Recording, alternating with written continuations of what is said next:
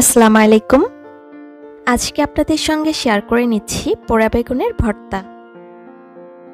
খুব সহজেই বাসাতে গ্যাসের চুলায় কিভাবে আমরা এই পোড়া বেগুনের ভর্তা করে নিতে পারি, সিম্পল রেসিপিটি আজকে আমি প্রেজেন্ট করব। তাইলে চলুন করে নিতে থাকি আমার আজকের এই সহজ পোড়া বেগুনের ভর্তা রেসিপিটি।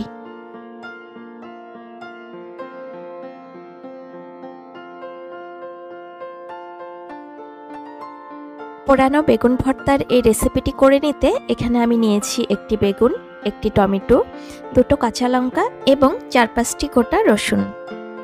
প্রথমেই বেগুনটাকে আমি একটা নাইফের সাহায্যে চিড়ে নিব এবং চেক করে নিচ্ছি বেগুনটা ফ্রেশ আছে কিনা। এরপর এর মাঝে আমি কাঁচা লঙ্কা এবং একে একে গোটা রসুনগুলো দিয়ে দিব।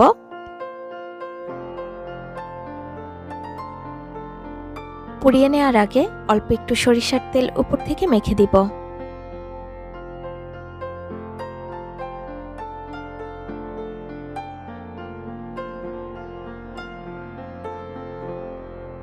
এবার চুলার ফ্লেম লো মিডিয়ামে রেখে এর স্ট্যান্ডের উপর আমি বেগুন এবং টমেটো দিয়ে দিব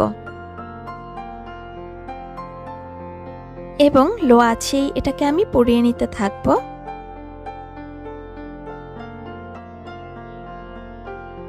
যেন বেশি পুড়ে এটা কালো হয়ে না যায় এবং ভেতর থেকে সুন্দরভাবে কুকড হয়ে আসে।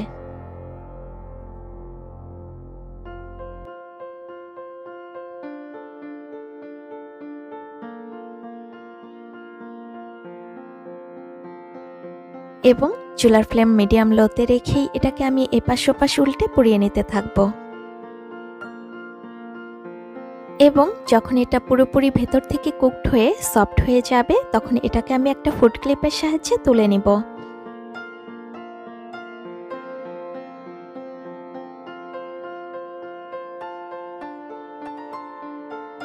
এবার এগুলোর উপরের আবরণ বা পোড়া আবরণটা আমি এখান থেকে আলাদা করে নিব।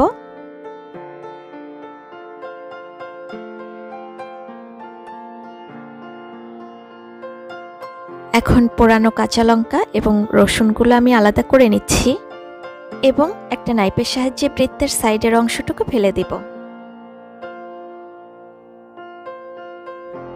এবার অন্য একটা ডিশে পোড়ানো রসুন এবং কাঁচা লঙ্কাগুলো একটু চটকে নিব। এর মাঝে আমি অ্যাড করে দিচ্ছি পেঁয়াজ কুচি, কিছু পেঁয়াজ কলি, একটা কাঁচা লঙ্কা কুচি, কিছু ধনেপাতা কুচি এবং পরিমাণ মতো লবণ।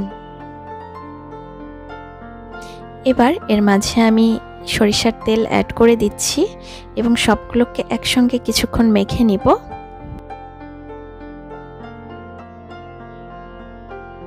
এরপর বেগুন এবং টমেটো একটু চটকে এর সঙ্গে ভালোভাবে মেখে নিব। আলহামদুলিল্লাহ, আজকের এই পোড়া বেগুন এবং টমেটো ভর্তার রেসিপিটি এখন আমার একদম কমপ্লিট। এবার আমি এটাকে ধনেপাতা, লেমন স্লাইস এবং কাঁচা লঙ্কা দিয়ে পরিবেশন করে দিচ্ছি। আলহামদুলিল্লাহ, খুব সহজেই করে নিলাম আমার আজকের এই পোড়া বেগুনের ভর্তা রেসিপিটি। সবাই ভালো থাকবেন, সুস্থ থাকবেন। আজকের মতো এখানেই বিদায় নিচ্ছি। দেখা হবে নতুন কোনো সময়ে নতুন কোনো রেসিপিতে। আল্লাহ হাফেজ।